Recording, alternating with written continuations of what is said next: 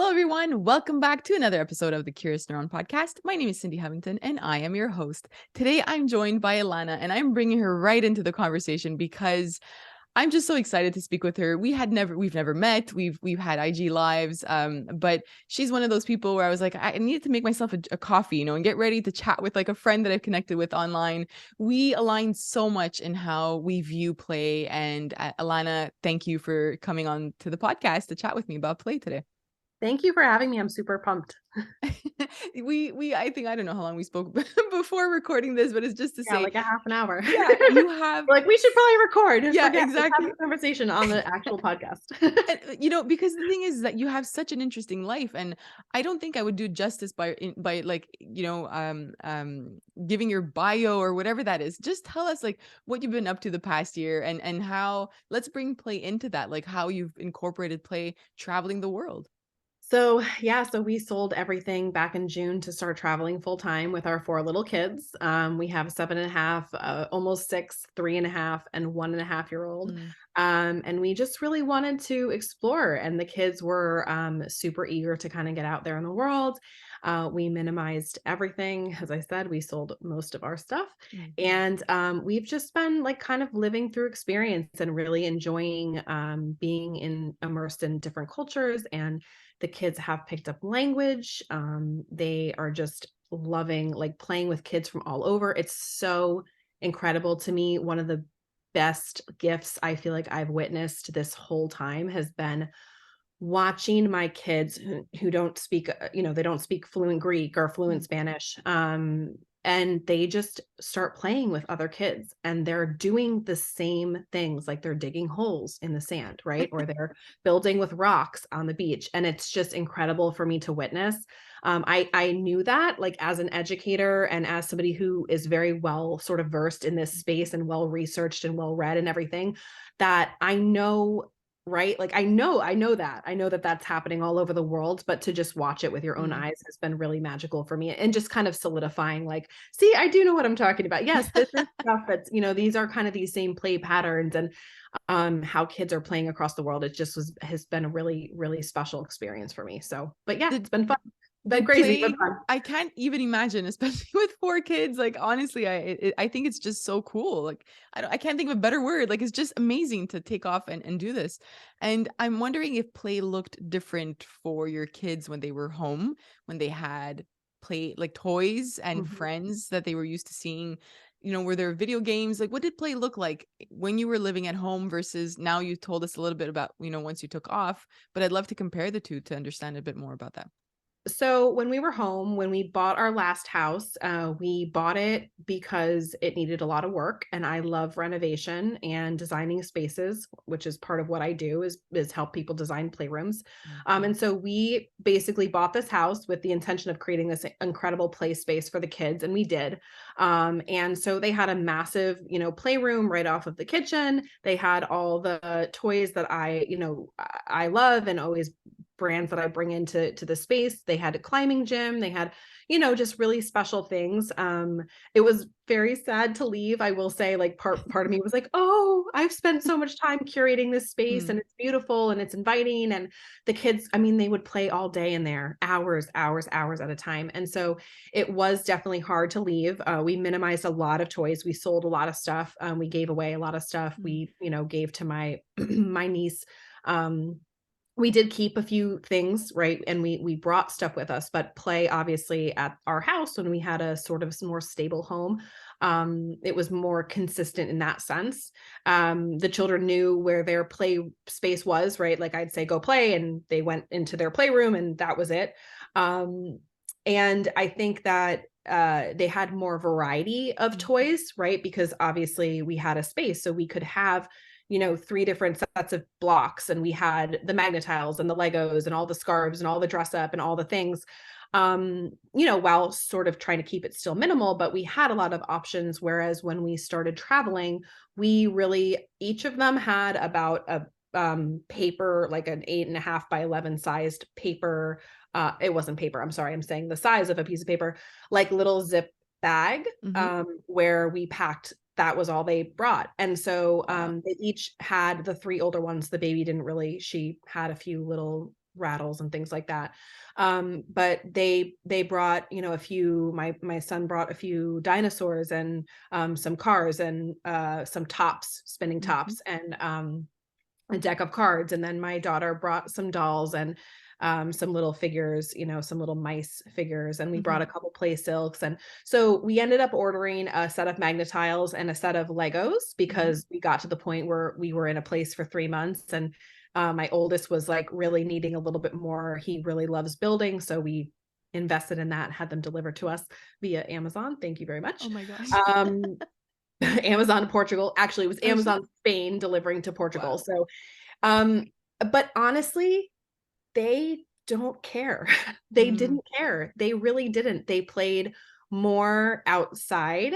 They played more with friends. They played more just in more creative ways without the use of any toy, which I talk a lot about, Mhm. that kids really don't actually need toys.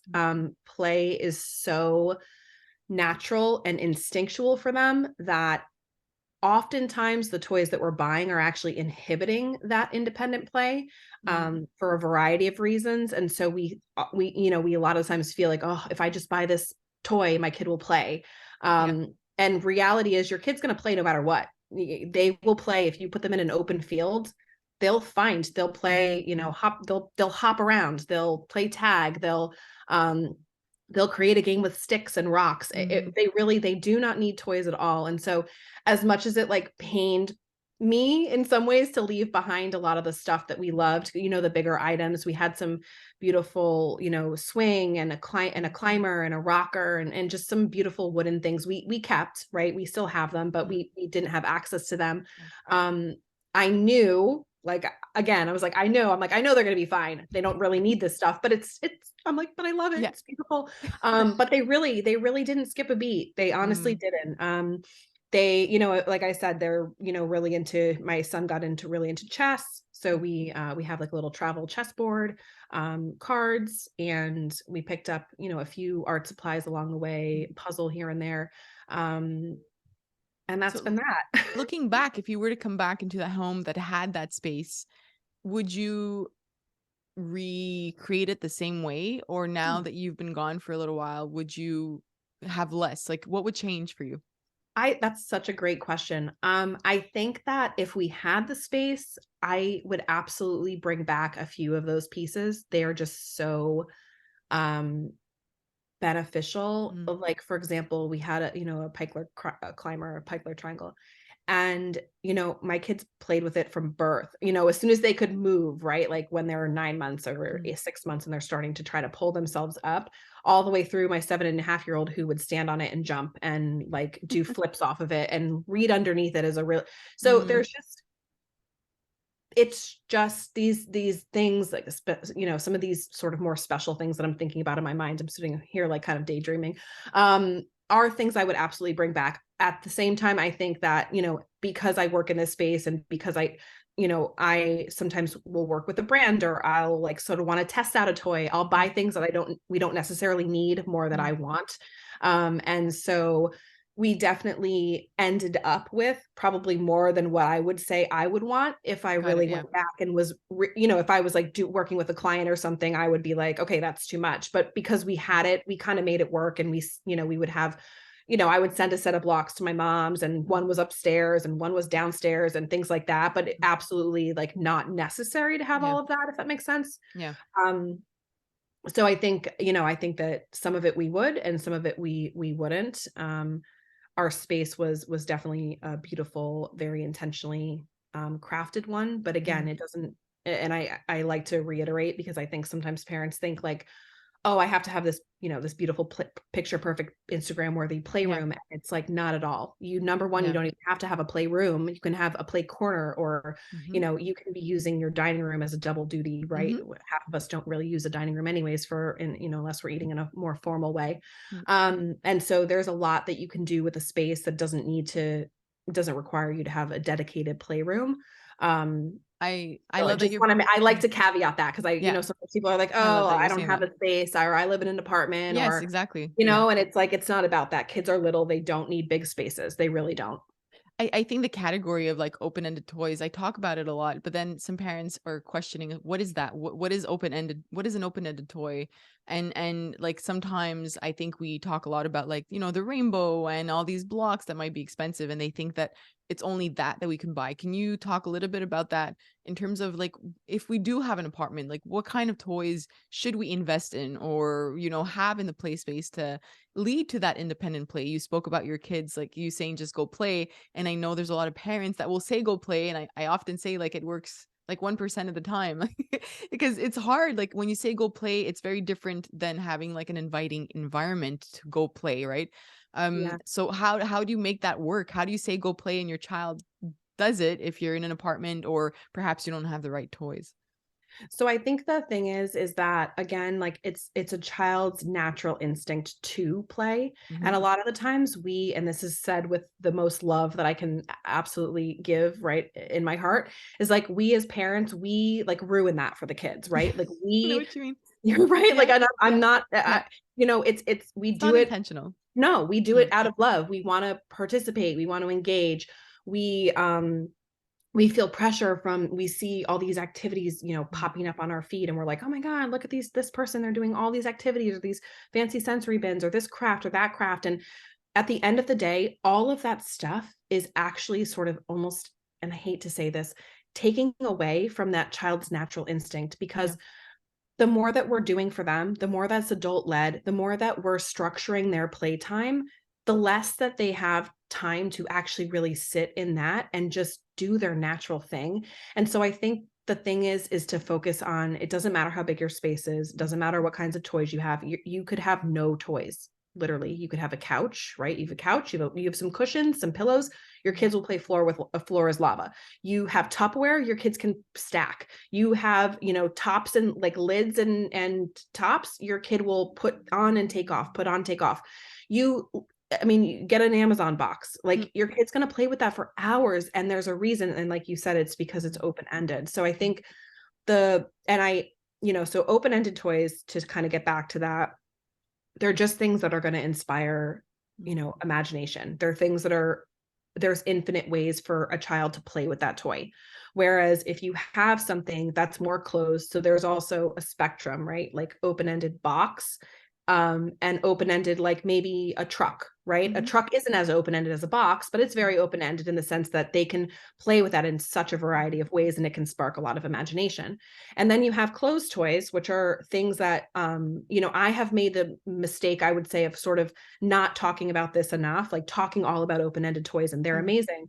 But closed toys on the other end of the spectrum are things like puzzles, shape Mm. sorters, where they're self-correcting. You try to put the square, peg into the round hole, it's not going to work. The child is learning that this is the skill that I have to do, and until I complete that skill, it's not going to actually work. Same thing Mm. with a puzzle. You can't force it. You're not going to make a picture if the pieces are wrong.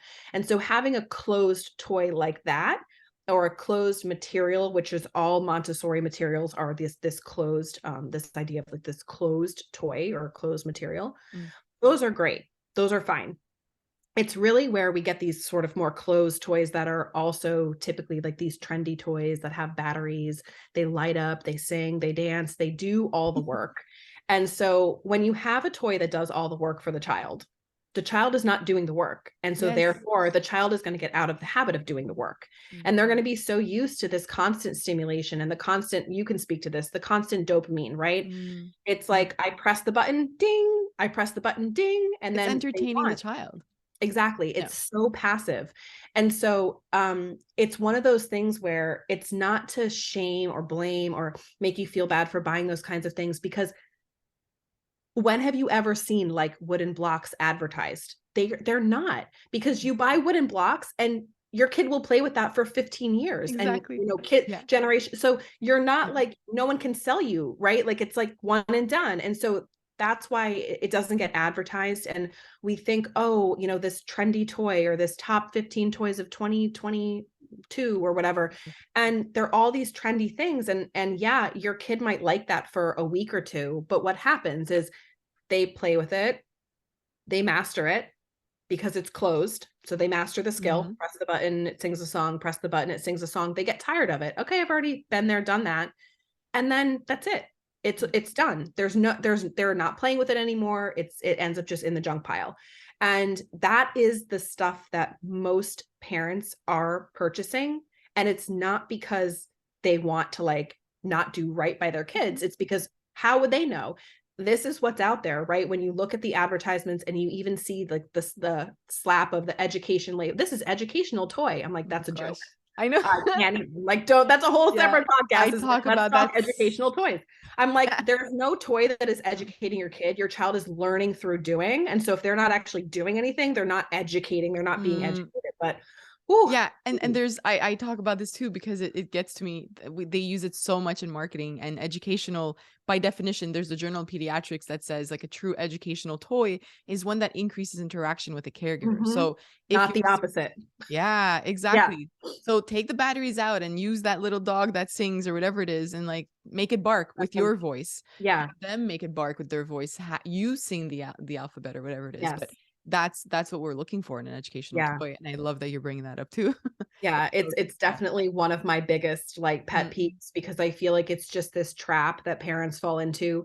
And, as a new mom, or a new parent in general, you want to do the best. I have not met a yeah, single mom that doesn't want to do the best thing for their kid. yeah, And so, you go on these lists, you're Googling and what's the best toys? What's the best exactly. educational toys for my 1-year-old? And you get this crap list. Mm, And then, you're buying off this list because of course you think, oh, this is amazing for my kid. So I'm going to buy this. mhm, And then, it's hard to kind of like wrap your head around, no, your kid needs none of those things. Like they need a set of wooden blocks, right? Or yeah, they need so I think, and again, sometimes people like what you were talking about with the rainbow or the fancy blocks or the other toys that you see on, on Instagram mm, or on TikTok. And of course, I have a lot of that stuff, right? And we have the privilege to be able to provide some of these things for our kids. yeah, Not everything. We're mm, not, but there are things that we've sacrificed or we do very minimal of other things. And so we can afford to buy the,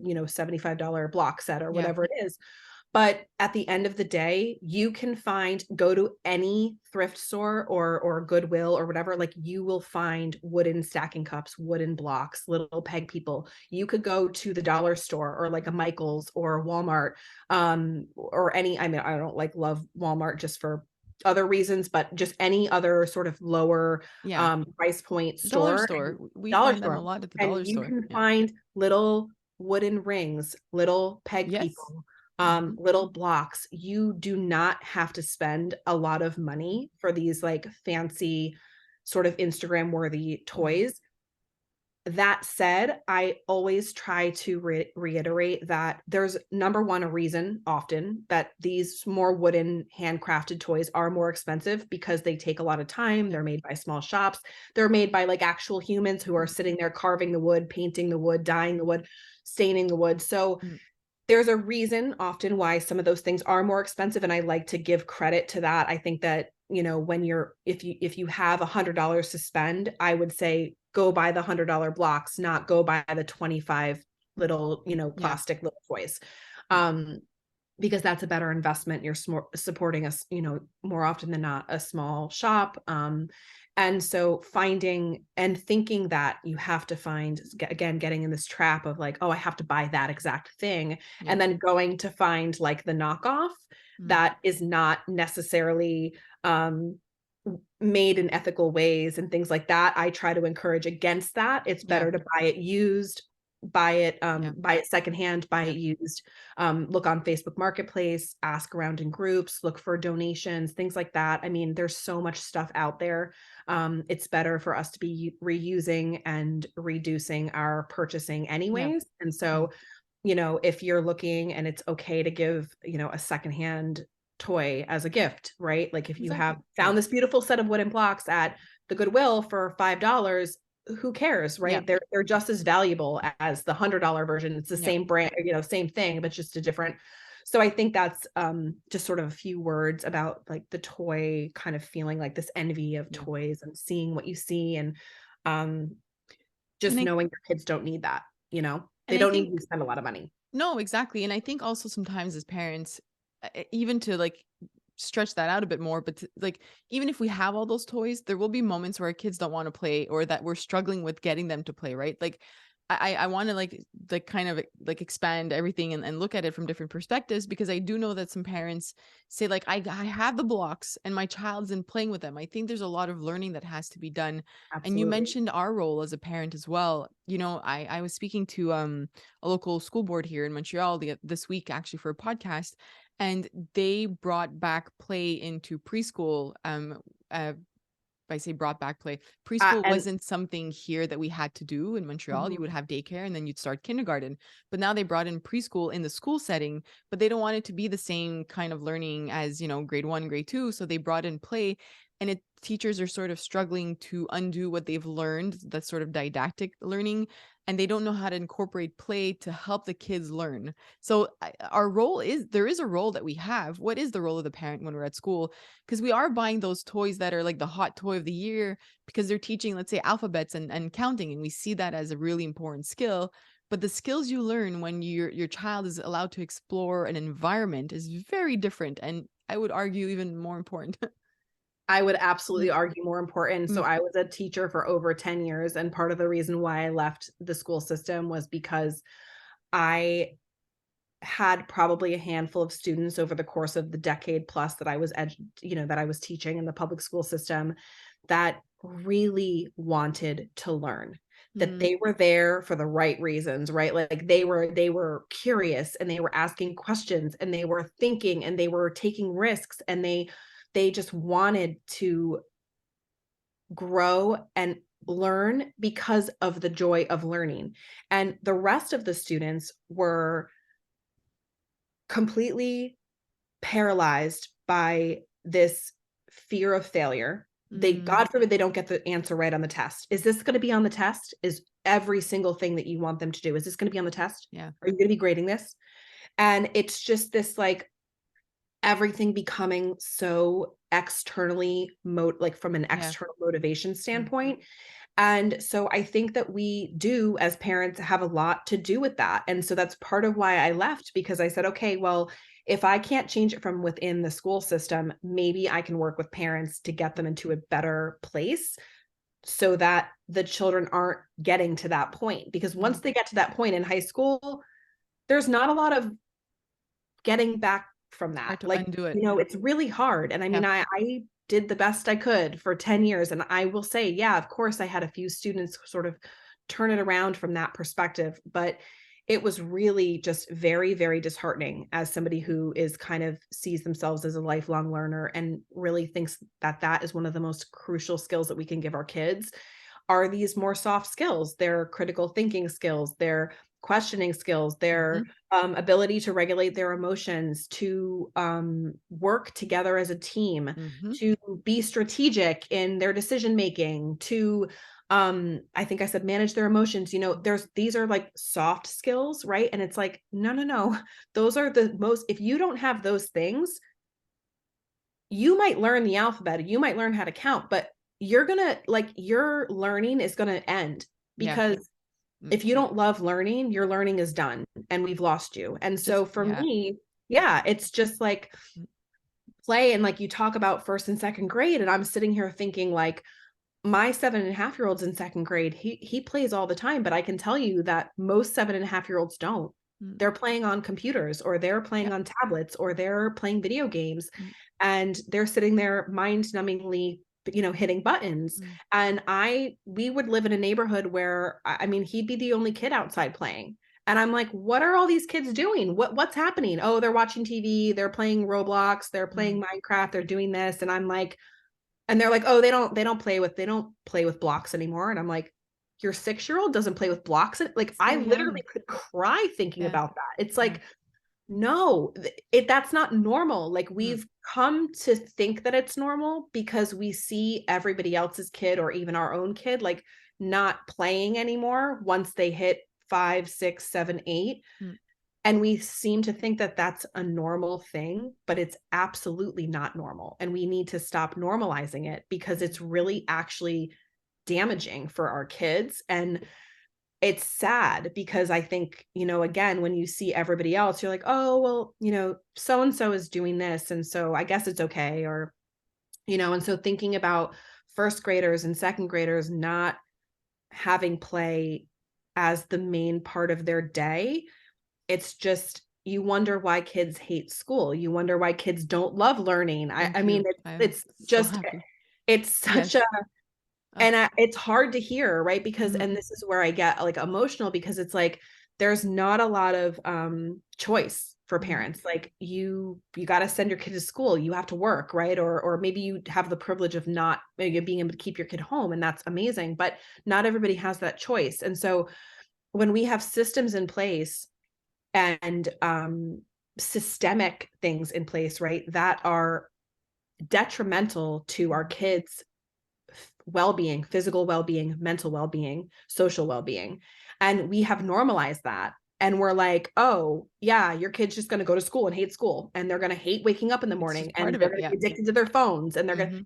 they're going to cry every day about homework. And I'm like, none of those things are normal. Mhm. Why are we making this seem as if it's okay? It's Yeah. not okay. But at the same time, what are parents going to do? Like, it has been so far gone for so long, and it's very daunting. As I mean, I was in it, and I was fighting, and I was working towards systemic change, and it was just like, I got to the point where I was like, I can't do this anymore, and Yeah. I have to make a decision for my kids, to keep my kids out of the public school system in general, right? But Yeah. just that approach parenting in a different way, and approach screen time in a different way. And I'm the minority, and approach, play in a different way, because I know how important it is. Mm. And then I'm going to do that for my kids. And then I'm going to try to take that out into the world.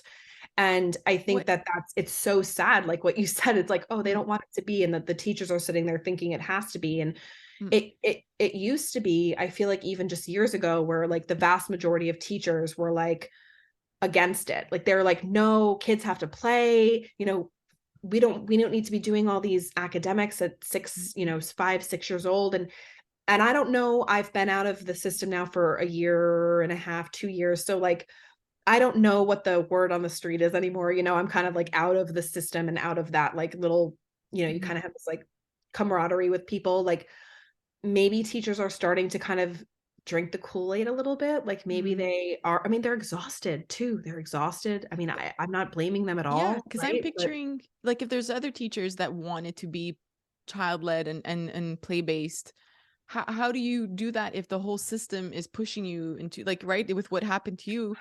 Like I'm also picturing it's funny because as you're talking, I'm thinking about your kids as well, right? And where they've been raised in a way that there's this sort of freedom to play, and your 7-year-old is still playing with blocks. Mine does too. They still play pretend, and they still yeah, play like the 3, 5, and 7-year-old all play together for like yep.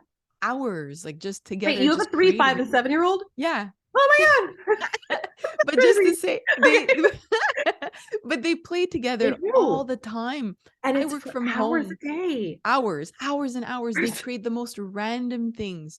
But now I'm thinking like even with your kids when they're in the school system, is that like stopping them? Like, because now they're being put or placed into this box, right? When it comes to learning, Yes. how do we? Because I have the same struggle. I ended up keeping my daughter. She's 7 now, but she was supposed to start kindergarten 2 years ago, and the pandemic hit, so I kept her home, and I've been Yeah. homeschooling. So I'm homeschooling. I'm bringing play into their life and to their learning, but we might put her into school the next year, and I'm thinking what's going to change. Everything's going to change for her. I'm worried because she's used to having play as part of her day and cooking to learn math Having the and autonomy to make decisions for herself and yes her. and organizing a project on her own already at her age and being curious, giving her a book, and she decides which animal is the most fascinating one, and let's go on Google and figure out what it eats and what it does, like I've enjoyed that process with her so much, but it's such a struggle. And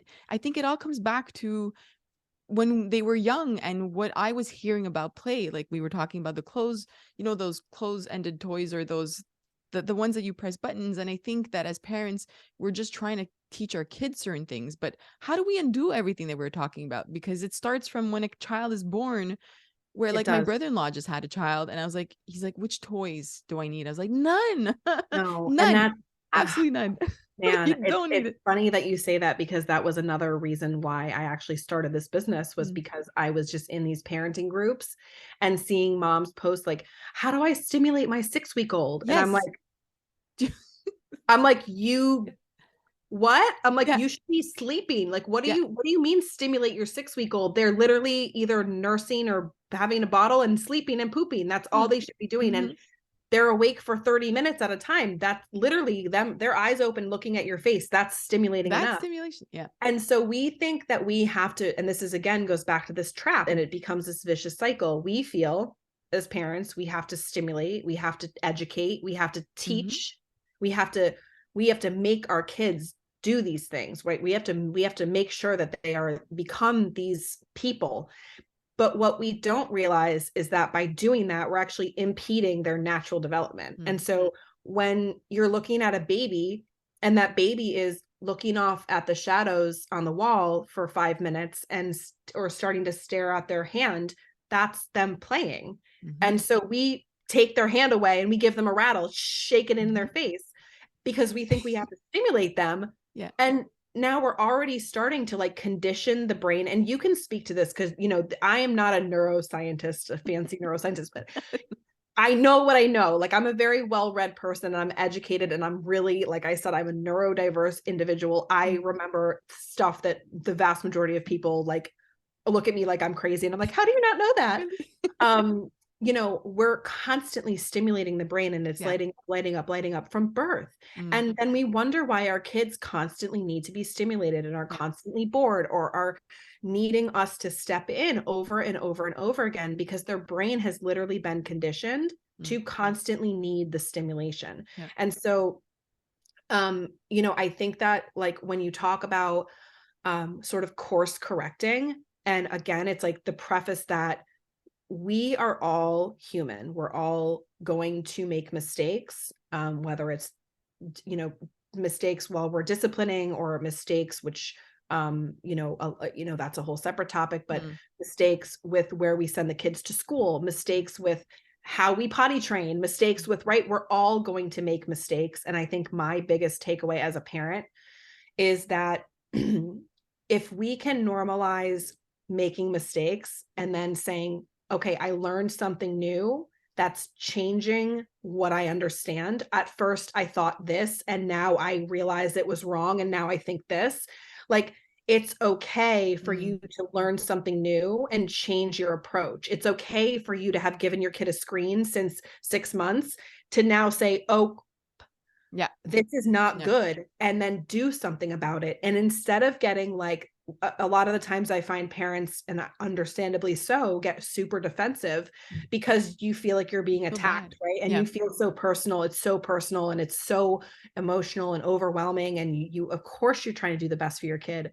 And I think if we can kind of like put the brakes on the defensiveness and Mm. say, okay, that hurts for me to hear, right? When somebody, for example, screen time, that kind of ends up being a big trigger. Yeah, any post about that online, I Oh always man, it's like I get like death threats in my Yeah. DMs, and I'm like, Yeah. okay, I'm Yeah. like, whoa. And it's like, listen, we know it's not good for kids, right? So it's like you can hear that. And if that's triggering for you, there's a reason, right? Oh, Mhm. you got to sit Mhm. with that. You got to, why is this making me feel so triggered? And maybe it's because it's not the best thing. Maybe you don't know how to get out of the cycle, and that's okay. That's where I think we have to sort of normalize this conversation of like, we don't all know what's best, and what's best for one specific individual in a specific situation, Mm. in a specific environment, is going to be different. And so there's no one size fits all. At the same time, people oftentimes say, oh, well, that might work for neurotypical kid. And I'm like, well, it works for my kids, and my kids are not neurotypical. Mm. So there's no blanket. You can't blanket Mm. a statement for any Yeah. specific situation. It's so nuanced, Mm. which I think is why, and I don't know if you do coaching, but like, having somebody who you can talk to from a coaching perspective, Mhm. who can really help you like figure out your exact situation, your space, your toys, your Mhm. kid, your needs as a parent, then the needs as a kid. Maybe there's a special need or something that's happening, there's a divorce happening, or that, there's just so many unique situations that could be impacting their ability to play independently, or your ability to kind of function on this more simplistic journey as a parent. And like, I think that that's just something to always be keeping in mind, that, it's always going to be, you're going to make mistakes, and that's okay. Yeah. We have to I love stop that. thinking that that's right. Like, we have to stop thinking that that's such a bad thing, accepting, oh, wow, I didn't know, one of the, car seat safety. Oh, I thought it was okay to turn my kid around at 1. Now I realize at And you 3, oh just, my yeah. gosh, turn him back around. Yeah. Like Yeah. it's Yeah. okay. It's Yeah. okay to be like, wow, I screwed up. And Mm-hmm. you know what? No one single decision is going to really impact like your child's life in that sense, where you're not gonna, you're not gonna like inflict significant amounts of trauma like with one tiny decision, whether or not to give your kid, Daniel Tiger, or to turn them around in their car seat or Yeah. whatever, right? Like, It's right. but Exactly. Yeah. but overall, it's like we want to always be trying to learn and grow and doing right by our kids, and I think making changes to the way that we approach things, it's Especially okay. play. It's okay. Yeah. Yeah. So Yeah. let's say a parent is listening right now and they're like, okay, I've been going about this the wrong way since my child was born. I've been stimulating them and showing them screens, and now they're like 1.5 or 2.5, and they're bored very often. I've tried toy rotations. It's time consuming. They're not playing independently. I never get to cook. I never get to like fold laundry without them crying and pulling at my leg. Let's just place ourselves in the shoes of that person listening. What are the first, like, what are the 3 steps or whatever steps you think they should be taking right now to like change things around in their home? I think that's such an interesting, It's so a lot. yeah, it's a lot. But so one thing that you mentioned where you're like, I'm, trying to stimulate my kid and keep them happy and keep them engaged while I'm also trying to get the stuff done that I need to get done. Yeah. I think one simple way to kind of mesh the two things is know that your child does not need to be stimulated and entertained. If they're coming along with you for the ride, like not the physical ride, like maybe it is the physical ride to the Doing grocery laundry store, with you. but Yeah. doing the laundry, Yeah. cooking the meal, find a way, give them a task, even if it's literally just giving them the Tupperware or the pots and pans, and Mhm. they're sitting on the floor while you're cooking. You as a parent, your job is to like live your life in the best way possible and bring your kid along for the ride. If you need to do a workout, do a workout. Why can't your kid just sit next to you? Yes, they might climb on you. Yes, it's annoying. Maybe they'll get it. My kids will start doing the yoga poses. I mean, it's not ideal, right? But all these things, we feel like we have to have our kid doing something separately. Mm. And I'd say the vast majority of time, of course, it's probably easier if they are, right? Because like, get out of my space. But Yeah. we are so worried about that we forget that it's okay for them to literally just go along with you during your day, and you don't have to do these extra things. Like, that is learning, and that is bonding, and that's what they really want. They want to be near you. They want to be felt like they're, they want to feel like they're a part of the family. They want to feel like there's something bigger than them, right? They want to be participating in Mm. real things. They don't want to be feeling like a burden, And so I think if we lose the pressure, that's probably the biggest step, is like, let go of the That is, guilt. yeah. Yeah. Stop looking at Instagram for activities for your kids. Stop, like you said, trying to rotate toys. Like, Mm. none of that stuff matters. Minimize your stuff, Yeah. minimize your mind, bring your kids along for the ride. And, if you need support, obviously seek out the people that can help you. I mean, I Mhm. think that would be my biggest thing. And I feel like I went off on a little bit of a tangent, No, but but I sorry. love that no, because it comes down to that. Like any question, I feel that when it comes to parenting, it always comes back to us and what we're thinking and how certain things trigger us or how certain things bother us. And if it's it's funny because the same thing applies to play according to what you just Mhm. said, right? Like we just need to first, whatever works in our home. If you have an apartment or a bigger home, you create whatever you can within that home, and it doesn't have to be a playroom. It could just be a play space. We started off in an apartment with my daughter, and I would just take out like a little blanket that I would place on the floor, and she knew like, oh, Mhm. it's playtime. Or like, I would put it there with blocks, and then I would go cook, and she would just go towards the blocks and crawl there, and just she knew that was her play area. And it's, you don't have to have a big play space. And I think that as parents, like a lot of parents tell me like my kid is bored, or what do I do about boredom? But I think it's us. I think we're the Us, ones fearing the boredom, right? us. Like, And it's like, no one wants to hear right? that, No, but it's but like, no, but it that's is. it. It is. And it's Yeah. okay. And that's kind of what I was trying to get. It's like, Yeah. it's said with love, like, no, it Yeah. is you. It's you. And that's Mhm. okay. It's you. And I get it. And I've been there, and it's frustrating, and you're in the cycle, and you've Mhm. got so many demands, and you just want to do the right thing, and you don't know where to start. And a lot of the times we don't have necessarily that support system to kind of show us the way, or to Mhm. lend us a hand and, bring over the dinner or whatever it is. And so we just get wrapped up in it. But I think that at the end of the day, when you can shift your mindset around what play actually is, what it's not adult led, has nothing to do with adults. You're not Mhm. involved at all. Like, get away, leave them alone. Stop trying to direct, stop trying to narrate, stop trying to tell them how to play with the toy. Literally leave them alone, with Mhm. a expletive in the middle, right? Like, Yeah, just leave they them. need Mm. the space, they need the time. The same way that if we're trying to learn something or grow in some way, we need time and space to do that. So our kids need the same thing. And so again, it's like we feel like we have to fill that space. We feel like we have to fill that time with things and with activities and with stuff. And it's all wrong. Mhm. That's wrong. And so it makes our lives easier. This is what I sort of lead with. I'm like, if you want to have more time for yourself, let me show you how to make a space that's going to be, prepared Yeah. for independent play. Because it sounds so silly, oh, the right toy or the right setup of your space. But in reality, it's much bigger than that. It's Mm. nothing about toys. It's nothing about space. It's about your mindset and how you're Mhm. approaching the whole thing. And Mhm. so, um, to me, that 100%, it's like, it's on us, and we have the power to let go of so many things, and to minimize, and to choose a different way to approach play, and a way to approach learning, and coming from just a much more confident and simplistic, Yeah, um, simplistic. Mm. Yeah. simplistic like vibe. And I think And that would just help decrease so much stress, and alleviate so much pressure for especially for moms.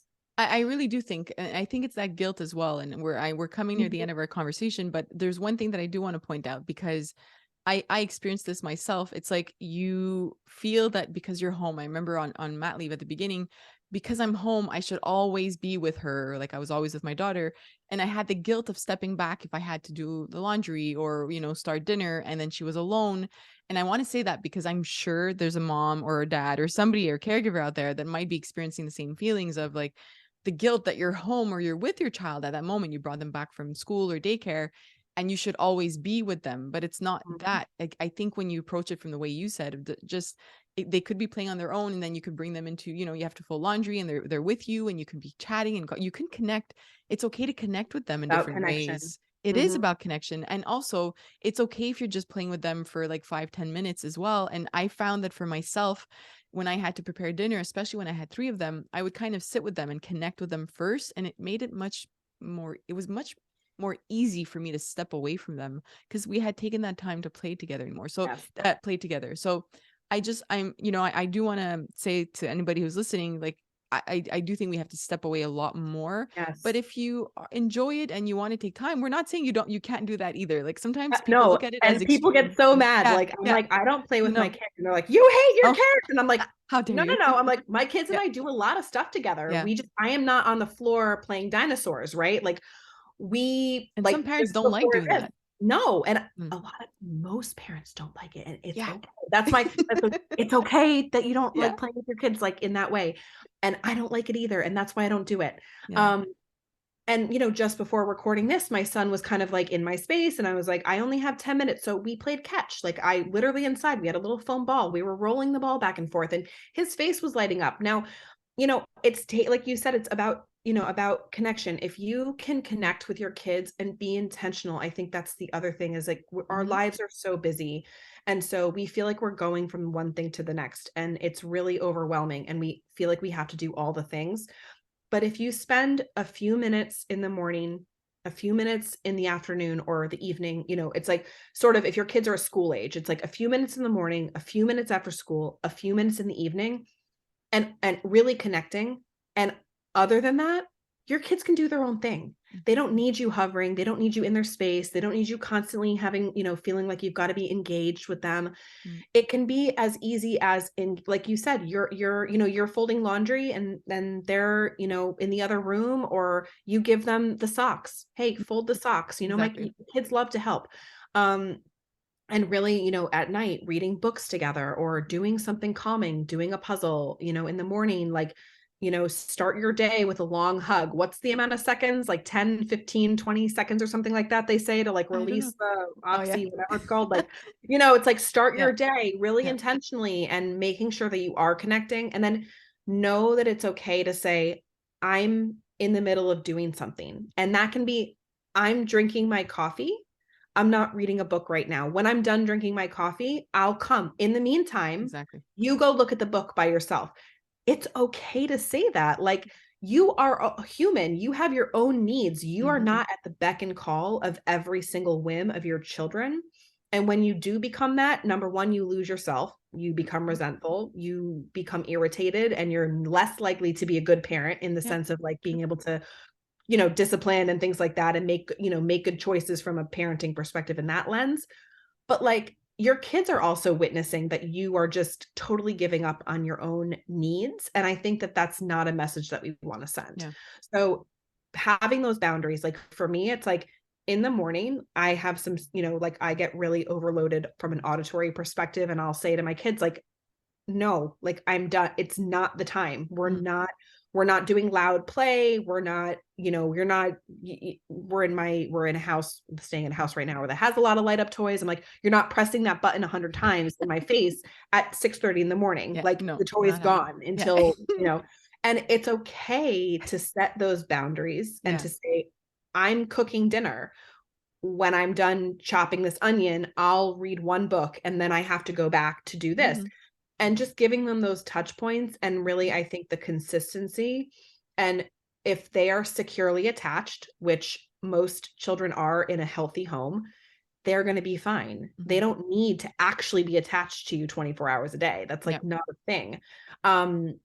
So I think just knowing that even just hopefully helps parents say, okay, like if I'm doing this, it's okay for me to say no to, you know, whatever, Yeah. building a block house or playing tea or playing Barbies.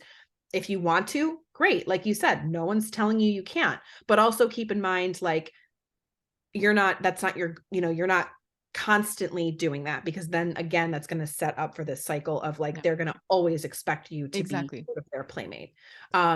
So if somebody's listening to this, I'm so sorry. We have to end this Oh yeah. conversation, but if somebody's listening, how do they learn from you? How can they get in touch with you? How do they find you? So I am all on social media, Play, Learn, Thrive Kids on Instagram and Play, Learn, Thrive on my new TikTok account because I'm Oh, over nice. there and making it happen. Yeah. My website is playlearnthrive.com, and I have a course that teaches you all about this stuff and how to set up your space and choose toys and all that. And I do also offer consultations one-on-one for parents who just need, like I said, it's very individual based on your space, your child, your lifestyle. So I do work with parents one-on-one and more of a consulting, coaching type of offering. So they can find all that information on my site. I love that. We will add all of that to the show notes. Thank you for joining me today and talking about play, one of my favorite topics, Yes. especially with you. Thank you. Thank you And so much for having me. thank you to everyone who's listening. Thank you to the Tannenbaum Open Science Institute at the Neuro here in Montreal for supporting the Curious Neuron podcast. If you haven't done so yet, please leave a rating and a review on iTunes or Spotify. You can also listen to the podcast on Amazon Music now. And follow us on Instagram, curious_neuron, or visit the website, curiousneuron.com. Thank you. Bye.